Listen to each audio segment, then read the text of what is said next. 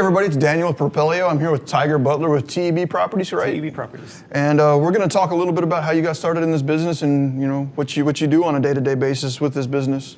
Can you maybe give me a little bit of background on what kind of properties you've done in the past and how long you've been in this business? Yeah, my wife Erica and I, we started about 1.5 years ago. Okay. We had some friends that did it, and we kind of sat on the sidelines and watched them do it, and we were like, man, they're making some money. That's cool. That's always a good way to motivate you to get going. Yeah. So about 1 year later, after watching them, kind of exceed what we thought they'd do, we were like, well, let's try it too. So we took some classes and got into it, and we've been doing it about 1.5 years now, and we just wrapped up our 20th property. So wow. That's a go-getter right there. Yeah, I mean, yeah. We wanted to kind of change our trajectory, so we went for it. So when you first started out with this, I mean, was there any specific types of properties you were going after? Any specific strategies you were going after? Or? Yeah, as we're starting out, we just did the classic wholesaling like most people do. We wanted to create some capital to work with to grow our business and expand. And here recently, we've kind of changed that. Now we're kind of focusing more on owner finance. Okay. Because you kind of get the passive income, and that's our goal in the future is to retire ourselves financially. So owner finance seems to be a pretty good avenue for that. So. Owner financing is awesome. I mean, it's a strategy that can be implemented with very little to no money and secure yourself a pretty nice little set of cash flow. Yeah, exactly. So I mean, getting started in this, I mean, if you don't mind me asking, or how much in capital did you have to invest into this, or was this something that you were able to grow from grassroots style and just take it from nothing to something? Or? Yeah, we actually started this with no money. The only money we had, we paid for coaching. Okay. So we started up broke. Hopefully that paid off. It sounds like it's paid off. Yeah, it's paid itself off. So it's been worth it. But we started with no money, so we did a lot of door knocking. Okay. We door knocked the pre-foreclosure list, and that's how we got our first deal. Okay. Can you tell me a little bit about that? I mean, not too many people are comfortable with door knocking. They're a little nervous. It still makes me nervous. So I still have the shaky voice when they answer. So it's never gotten easier. But so it was a house in Rockwall. Okay. It was a pre-foreclosure, and we had a partner that we went door knocking with. And we were about 2 weeks into investing at this point. But we knocked on the door, he answered. We told him while we were there, we were here to help. And he said, since you guys are the first ones here, I'll honor this and I'll sell the house to you guys. Wow. And we're like, cool. Wow. So, yeah. So we bought the property, or actually we contracted the property, and then I signed it over to another investor for $5,000. So that was our first taste. So you contracted a pre-foreclosure door knocking it and turned that piece of paper into $5,000. Yeah. Was that an eye opener for you? Yeah. I mean, was that? Yeah. I know we hit the ground running after that. So. Yeah. I remember the very first one I did. I mean, I'd done rehabs before I ever wholesaled. And then I did my very first wholesale, and within a week worth of time, I hit $22,000 in assignments. And it was like, why? What? I mean, that was amazing. I mean, just like awesome. take a piece of paper and turn around and sell it for $5,000. So from there, you've progressed and you're up to 20 properties. Are a lot of those still wholesales, or have you branched into other things? I know you mentioned owner financing. Yeah. So a good chunk of those were wholesales. Okay. Up to about we did a little bit of owner financing last year. I think we did like 2 properties that we successfully owner financed. And this year we're diving a little bit harder into it. So a big chunk of those were wholesales. And now the last couple of deals we've done are owner finance. So that's kind of the avenue we're going towards now. So looking at all these, what is your typical deal looking like? Is there any specific price points you're nailing in, or you're seeing your most success at, or what are you actually typically going after? For wholesales, we haven't really we haven't found like a cap on price point where it gets harder to wholesale or anything, because there's a lot of investors out there that are willing to buy wholesales. Right. So wholesale's not really, but for owner finance, there are price points that are easier to find buyers for.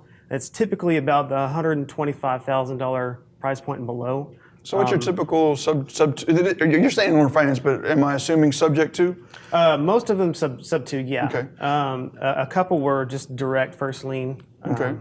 Things like that. But okay, so with that, I mean, what does that typical transaction look like for you? Are you going in and finding these properties that are like behind on payments, or how are you acquiring these, and what are you doing with them? Yeah, a lot of those are behind on payments. That's We found that it's the easiest to take a property sub 2 if they're behind on payments. They're usually the most willing to let you have a property sub 2. All right. So that's how we acquired most of those. And then from there, we kind of went the typical, fix up what we need to fix up structurally. If it's just cosmetics, we don't necessarily have to fix it. It just depends on what it is. Okay. And then from there, we'll turn around and do a wrap. So you're buying them subject to and selling them on a wrap? Yes. How many of those are you at right now? I'd have to look. It's not a ton because we just got into it, but right. It's a couple. We're about a third of the way of where we want to be on our financial goals for Congrats, that. man. Congrats for making we're that getting happen. there. Looking at those specific transactions, I mean, I think we were talking earlier, and you mentioned you accidentally rehabbed a house. Can you tell a little bit about that? Yeah, we bought a property in Fort Worth for $19,000. Okay. It did need quite a bit of work, so we put some money into it to go ahead and fix it up. And we were using our own capital at that point. Okay. We decided we were going to just owner finance it. Since we put our own capital, we weren't really going to wrap it or anything like that. We're just going to do direct owner finance. Can I pause on that for just a Sure. second? You told me you started out a year and a half ago and you didn't really have anything starting out with, and here you are telling me you just bought a house cash. Yeah. And you're putting your own money into fixing it up. That sounds like you've done a pretty good job of getting yourself going in this business, man. It's decent. It's a lucrative business. Yeah. It is, man. Yeah. Congrats there. So I didn't mean to interrupt there, but I wanted to highlight that, man. Yeah. You a year and a half ago, you kind of got started in on this with some little bit of coaching, and here you are just a year and a half later, and you're buying houses for cash. Yeah. And so accidentally rehabbed it. Yeah, so we intended on owner financing that, but as we were in the rehab process, we got a lot of interest. And this was a house that was in that price point of $125,000 and below. And you picked it up for 20 grand? Or? 20 grand, yeah. Wow. It was That's a some good deal. very motivated seller. So it was a good deal. Yes. He needed to sell and we wanted to buy, so it worked out. So as we were in the rehab process, we got a lot of interest. That whole area is kind of it seems like an owner-financed area. Okay. But we had some people driving by, kind of asking us, would you take this much? Would you take this much? We're like, no. But then somebody came in and gave us a full price offer, cash. So we were like, okay, you kind of talked me into it. So we signed the deal and we actually just closed that one about 2 weeks ago. So tell me, how do you find a property that's worth 120-ish for 20 grand? Or do you have any tips that you're willing to share? I know sometimes you don't want to let the cat out of the bag, but do you have anything you'd recommend to an investor getting into this business to go out there and find them? I mean, you've done 20 in a year and a half, so you're looking at least 1 to 2 a month is what you're pulling in. Yeah, it was we started out about, I guess the average for our first year was 1 a month, and then since December or January, we've been averaging two a month. Sweet. So that's kind of where we're at on par right there. You still out there door knocking? And... No. So actually, when we started, once we got a little bit of capital to work with, we dove into direct mail. Okay. Just so we could have a little bit of our time back, because door knocking is a lot of time. All right. And so we started getting into direct mail. That's kind of what we do now. That's our main marketing avenue. So what we did is just we marketed to everything we could think of. Probates, pre-foreclosures, appointments of substitute trustees, notice of defaults, and we spent about $5,000 a month in marketing. Okay. And then from there, we noticed we were getting solid 1, maybe 2 deals every month. So that's kind of how that all worked. That's how it played out. Awesome, man. So direct mail is where you moved into on the marketing and all of that. Where do you see your goals going for the next year? I mean, you've already done a really tremendous job over the past 18 months. What does your year look like moving forward? Moving forward, we're hoping to, we're wanting to financially retire ourselves. We got bugs in here. we got a beetle. Okay. We're wanting to financially retire ourselves. Like I said, we're about a third of the way there. So we're wanting to kind of use owner finance as our main strategy to get us there, since it's passive income. and you can kind of build wealth over time doing it that way. So if there's anybody out there watching this right now, is there a specific type of property that you're looking for that maybe somebody could wholesale to you or you partner up with on? Is there a specific, I know you want to get deals that are good for you. Right. What are you looking for so that way maybe if somebody's looking to wholesale something, you can pick it up from them? Sure. Like I said, if there's anything within that price point, 125,000 or less, and you don't really know what to do it, the profit margins seem thin, send it our way at tebproperties@gmail.com, and we'd be happy to take a look at it and see if we can make something work. So, I mean, if somebody brings you a deal like this, how are you funding these transactions? I mean, you're talking about sub 2, or are you, so I guess you're working with the owners and... Yeah, so we'll do, we always try to take it sub 2 first if we can. And these price points, we've noticed about half still have a mortgage, half of them don't. Okay. So if that's the case where they don't have a mortgage, and obviously you can't take it sub 2, you can offer them money over time. We had one person accept that. Okay. If not, we do have private money lenders in our network that we can reach out to that lend on a regular basis.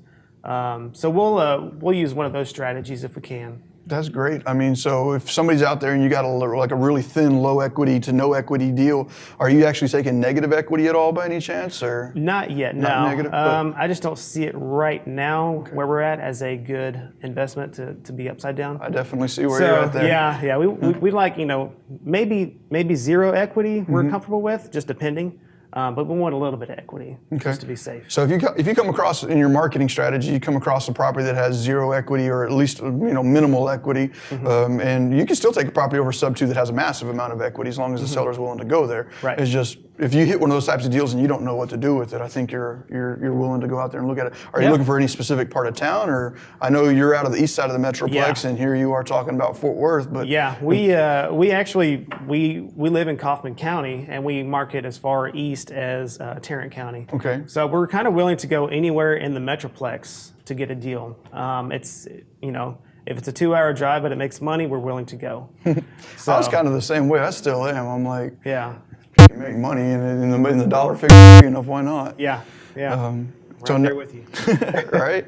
So now that you've been doing this for like a year and a half, 18 months, do you have any recommendations you'd give to yourself going back a year and a half? Like if you could rewind the time, what would you tell yourself now that you've done this for a while? Realistically, I wish I could have just told myself to do this sooner. We started I think we were 26 years old when we started. Wow. But man, if I could have done this like right out of high school or something, that would have been awesome. I could retire myself right now. Yep. So I hear that answer a lot. I hear a lot of people say, I wish I could just started sooner. Yeah. Were you scared getting into this? I know that you kind of got to see some of the benefits that your friends, you got to see some of the benefit of what your friends were achieving with real estate. Yeah. What were some of the fears you may have had getting into this, or some of the concerns, or were there any? The biggest fear I had when I got into it was it wasn't really the money aspect of it, or where it's going to come from, or how we could lose on deals or anything. It was more I was just kind of diving into it. I didn't know everything. I didn't understand how to write a contract. Those were really my biggest hangups. I really didn't have a ton of fears coming into this. It's a little bit of unknown. We saw what our friends did financially. We're like, man, I want that. So we were in full force. That's awesome. So yeah. All right. So I mean, going out there, you said you kind of picked up a coach starting out or whatnot. Going out there, getting your first properties under contract, was your coach there with you, or were you just out there kind of figuring it out? Yeah, we had coaches that were from the area, but they didn't necessarily walk properties with you. Okay. That's why we incorporated partnerships. Some people that were experienced that could try to make sure that we didn't mess up or anything. So we incorporated partnerships and just did a 50-50 equity split. Sweet. So. Got to ask you though. You said making sure you don't mess up. Has there been a oops yet? There has. Yeah, we've had a couple of oopses. They stung a little bit. We lost money, but we picked ourselves up and just kept on going. I'd be willing to put a wager on it that you probably learned more out of those oopses than you did any of the other ones. We that really worked did. out really well. Yeah, we learned a lot. So. Sorry, my phone's ringing. It's all it's good. A lead. Well, hey, man, if you need to take it. I'm all about getting those leads, man. What does your typical day look like? I mean, as a real estate investor, what do you say that is a a non-negotiable must be done as a real estate investor? Stay focused. Stay focused. Got to stay focused. Figure out your why you're doing this, what you want to do, where you want to be, and stay focused. Don't deviate from that. That's great. For us, we nailed it down a long time ago where we want to go, what we want to do. So we've been hitting it really hard since then. We do a lot of marketing. A lot of our daily activities consist of marketing to get those deals because it does take a lot of marketing. That's kind of a misunderstood aspect of real estate. Is it seems very easy, and it is in theory. There you go. But it takes a lot of work to get a deal. But once you get the deal, it's sweet. It's a nice payday. So yeah. And as you start filling out those processes and figuring it out what needs to be done, it's almost like a money printing machine. Yeah. Once you figure out the formula, you just start pumping more money at the machine, and it just comes at it, man. It's awesome. It really is. It really is, man. Looking at this. Is there any sacrifices or anything like that you'd say that you've had to commit to get this business going, or has this been kind of a simple transition for you? It really hasn't been simple. Like I said, you got to stay focused and really nail down your why you're doing this and why you want to keep going. So we have made a lot of sacrifices. We sacrificed lots of time, a lot of money getting started into this. Time with friends. We didn't have a whole lot of time to spend with friends, family. And then we even went as far as selling our own house to liquidate our equity to have working capital. And so that way we could also focus more on this business. That's amazing. We actually live with the in-laws right now, which is not ideal, but it's working though. So. The sacrifice today will pay tomorrow. Exactly. It really is. The trajectory that y'all are on is definitely one where y'all are living a true life of freedom. I mean, in just a year and a half, you're a third of the way to financially retiring yourself. Yeah. That's a lot more than most people can say. Right. Big shout out to you. I mean, from my understanding, your wife has already been able to pull out of her 9-to-5. Am I correct? Yes. When I say she that? has. Yeah. I think it was back in February. I think she was officially done with the corporate world. So she's full time now. So it's been good. And since then, I mean, it has helped a lot. She has a lot more time to devote to the business, and because of that, we've gotten a couple more deals out of it, and things run a little bit smoother. So it's been worth it. Do you see that as being something that would have happened if it hadn't been for real estate? No, no. We'd probably have to put in 30 years at our regular jobs and then retire on 401ks. And you're probably only 3 to 4 years away from being financially free. Yeah.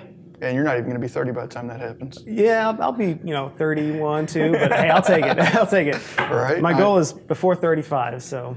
My goal was before I was 30, and I hit it when I was 31. Okay, so not bad. So can't be mad at that. wasn't too mad. So yeah, it took a lot of focus. And there was a couple of times where my focus shied away, and I learned my lessons and pulled back in. And it happens. It worked. It takes it's hard to stay focused, but you got to stay focused. Well, Ann, for anybody that's out there that'd like to get in touch with you, is there a specific thing that they could contact you on? You have a website or an email or anything like that? Yeah, the best way to contact us would be through email, and that would be tebproperties@gmail.com. That's an email that my wife and I both share, so we'll get all the emails. So are you currently, you mentioned partnerships and stuff like that. Are you partnering with other wholesalers, partnering with other investors? Is there any specifics that you might be able to bring to the table, or that they could bring to the table that would intrigue a good relationship? Sure, yeah. We do partner fairly often, just depending on the deal.